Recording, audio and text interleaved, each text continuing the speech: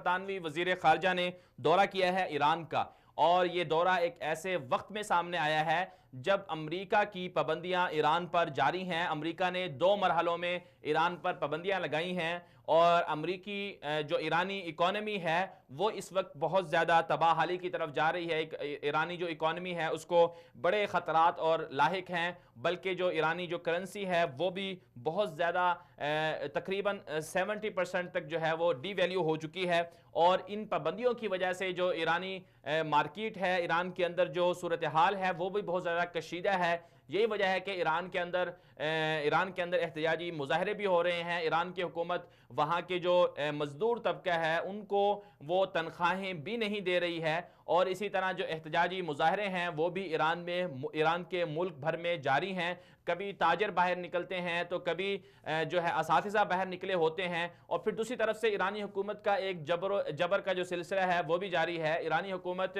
وہاں کی جو عوام ہے ان کو پابند سلاسل کر رہی ہے، اور وہاں کی عوام کو جیلوں میں ڈال رہی ہے، اور احتجاج کرنے والوں کے خلاف بڑے پیمانے پر جو کارروائیاں ہیں وہ بھی جاری ہیں۔ جو برطانوی وزیر خارجہ کا یہ جو دورہ ہے، اس دورے کا مقصد کیا تھا، اس دورے کے ہدف کیا تھے؟ تو آج جو ملاقات ہوئی ہے تہران کے اندر برطانوی وزیر خارجہ کی، جو وہاں کے ذمہ دار ہیں جواد ظریف جو ایران کے وزیر خارجہ ہیں، ان سے جو ملاقات ہوئی ہے تو دونوں ملکوں نے اس بات کا اتفاق کیا ہے کہ جو ایران پر امریکی پابندیاں ہیں ان پابندیوں سے یورپ یہ چاہتا ہے کہ ہم اثر انداز نہ ہوں۔ ظاہر سی بات ہے امریکہ نے جو پابندیاں لگائی ہیں اس کا مقصد یہ ہے کہ ایران جو ہے وہ دنیا کے ساتھ تجارت نہ کر سکے، اور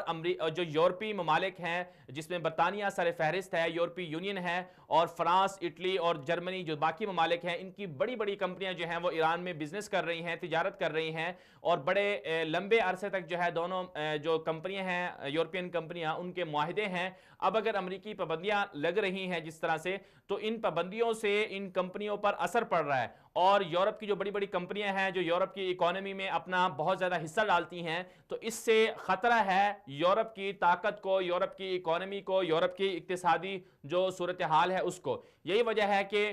فرانس کے اندر دورہ کیا تھا حسن روحانی فرانس گئے تھے، یورپین ممالک کے دورے پر گئے تھے، اور وہاں یورپین جو یونین ہے اس کے عہدیدار ہیں یورپی ممالک کے، ان کو قائل کیا تھا کہ وہ ان کا ساتھ دیں۔ اور جو بنیادی طور پر اختلاف ہے وہ اختلاف اس بات کا ہے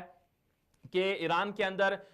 جو اختلاف ہے بنیادی طور پر وہ یہ ہے کہ امریکہ کہتا ہے کہ ایران جو ہے وہ خفیہ طریقے سے ایٹمی توانائی کے حصول کی کوشش کر رہا ہے۔ جو نیوکلیئر ڈیل تھی جو باراک اوباما کے دور میں ہوئی تھی اسے ختم کیا تھا امریکی صدر نے، جس کے بعد جو ہے پابندیاں لگائی گئی تھیں، اور ظاہر سی بات ہے دنیا یہ بھی جانتی ہے کہ ایران جو ہے مشرق وسطیٰ سمیت کون کون سے ممالک ہیں جن میں ایران کا جو اثر و رسوخ ہے وہ بہت زیادہ ہے، مداخلت بہت زیادہ ہے، انسرجنسی ہے۔